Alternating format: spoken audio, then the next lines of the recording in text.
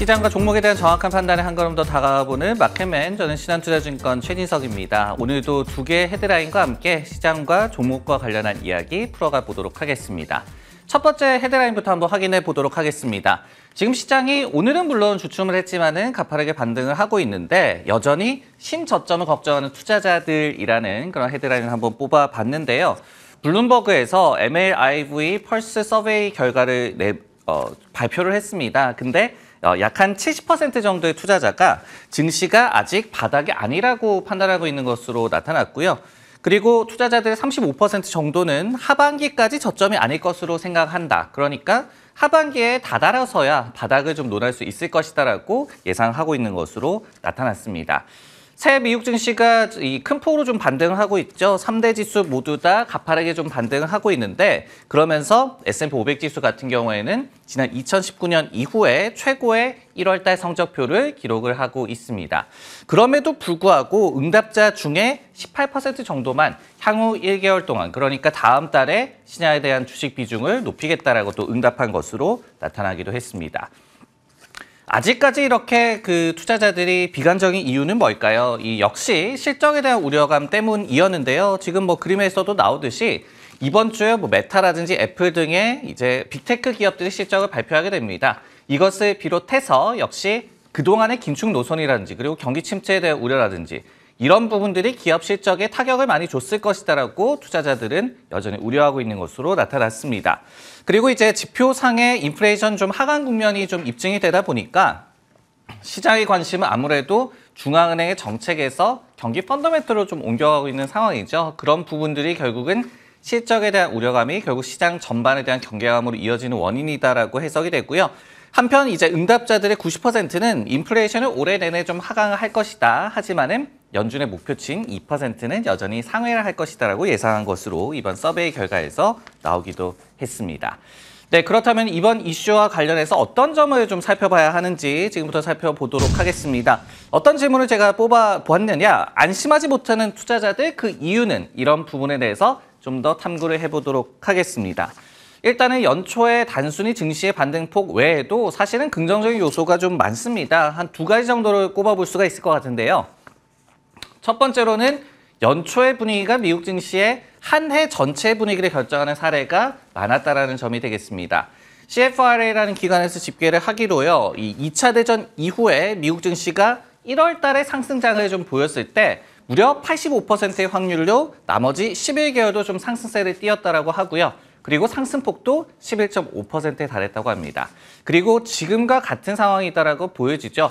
전년도에 굉장히 부진한 장세가 나타났을 경우에는 반등폭이 더욱더 컸다라는 점도 역사적 트렌드로 일단 데이터가 나와 있습니다. 그리고 두 번째로 좀 얘기를 해보자면요.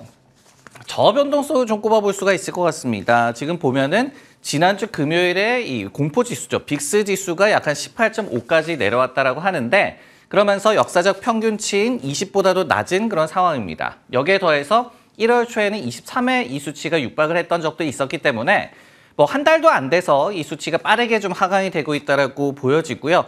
데이터 트랙이라는 기관에서는 이와 관련해서 증시가 작년보다는 2021년, 그러니까 우리가 랠리를 맛봤던 그때의 연초 분위기가 비슷하다라고 또 분석을 제시하기도 했습니다. 이렇듯이 단순 반등폭보다도 긍정적 요소도 많이 좀 관측이 되고 있음에도 불구하고 왜 투자자들이 이렇게 좀 불안해할까? 이 부분에 대해서 좀 더 고민을 해봤는데요.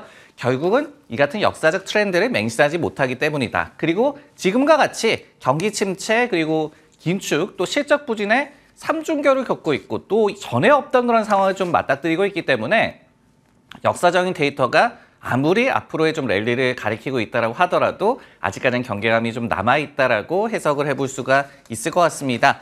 예를 들어서 BTIG라는 기관의 분석을 한번 인용을 해봤는데요. 작년 11월만 하더라도 컨센서스가 올해 상저하고였다. 그러니까 상반기에 좋지 않고 하반기에 좋아질 것이다라고 그런 예상하는 스트래티지스트들이 굉장히 많았는데 반면에 상반기가 만약에 예상보다 좀 좋으면은 하반기로 오히려 안 좋은 분위기가 전이가 될 것이다라고 얘기하는 주장도 이해 못지 않았다라고 분석을 하고 있었습니다.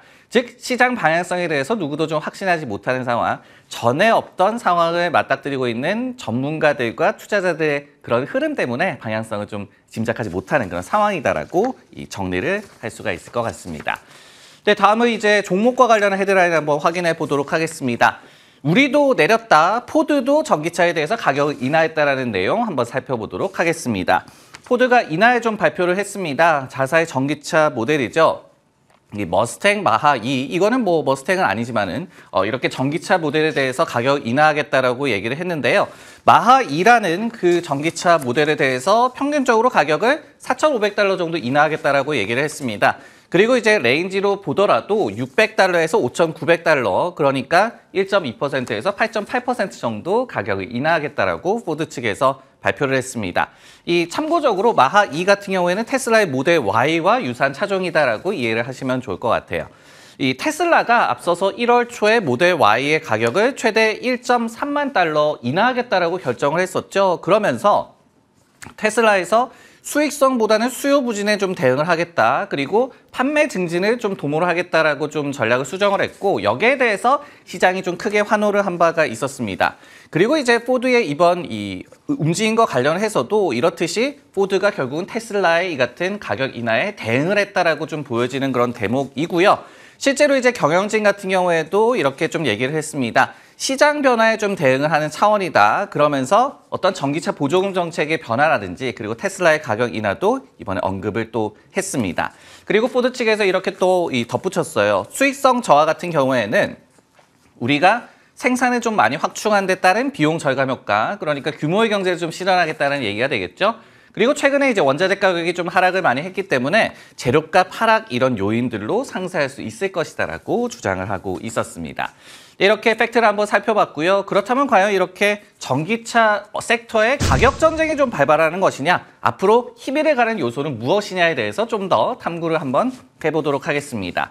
우선 이번에 포드의 전기차 가격 인하 같은 경우에는요, 사실 테슬라만큼의 파급력은 아닙니다. 왜냐면요, 모델 Y 같은 경우에는 가격을 인하함으로써 세단 기준으로 지금 미국에서는 $55,000 정도 이 가격이 돼야지 보조금 기준에 충족을 하는데, 모델 Y 같은 경우에는 예전에는 충족을 안 했다가 이번에 가격 인하함으로써 보조금 기준에 충족을 했어요. 그러다 보니까 시장에서도 큰 의미로 좀 받아들였다라고 보여지고요.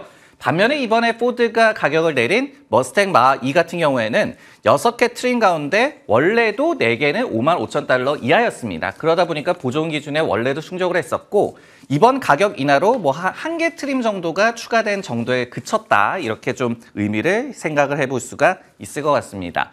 이런 가운데 전기차 가격 전쟁이라고 제가 말씀을 드렸는데, 앞으로의 희비는 어떤 것들이 좀 가를 것이냐 생각을 좀 해봤더니요, 몇 가지 요소를 좀 꼽아볼 수가 있겠고, 여기에는 비용 절감이라는 큰 주제로 좀 엮을 수가 있을 것 같습니다. 결국은 배터리 비용을 좀 줄이고, 또 전기차 업체들도 생산 효율도 높여야 될 것 같고, 그리고 규모의 경제를 실현해야 될 것 같아. 이 부분에서 더 잘하는 업체가 섹터 내에서도 좀 치고 나갈 것이다. 이렇게 좀 예상을 해볼 수가 있을 것 같고요.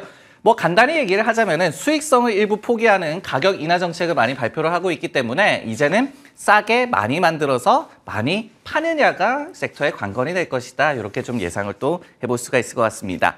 참고적으로 포드 같은 경우에는 작년에 마하 2 모델을 약 한 4만 대 정도 판매를 했어요. 그러면서 현재 생산 캐파는 연 한 8만 대 정도인데 실제로 이를 13만 대 정도로 높일 것이라고 얘기를 하고 있거든요. 이런 부분들이 얼마나 규모의 경제를 실현시킬지 앞으로의 좀 향방을 좀 예상을 해봐야 될 것 같습니다. 여기에 또 한 가지 생각해 볼 문제가 있을 것 같습니다. 이렇게 전기차들의 가격 인하가 줄줄이 이어지는 가운데 미국의 소비는 좀 주춤하고 있는 상황이죠. 그러다 보니까 이것이 전체적인 수요를 얼마나 좀 끌어올릴 것이냐. 실제로 지난해 12월 달에 전기차 평균 판매 가격이 61,400달러였다라고 해요. 그러다 보니까 11월 달 대비해서 5.5% 가격이 좀 인하된 상태로 지금 판매가 되고 있는데, 이런 부분들이 앞으로의 수요 증진에 얼마나 도움이 될지도 매크로 측면에서도 좀 살펴보는 것도 재미있을 것 같습니다. 네, 마켓맨 오늘 준비한 내용은 여기까지고요. 저는 내일 다시 돌아오도록 하겠습니다.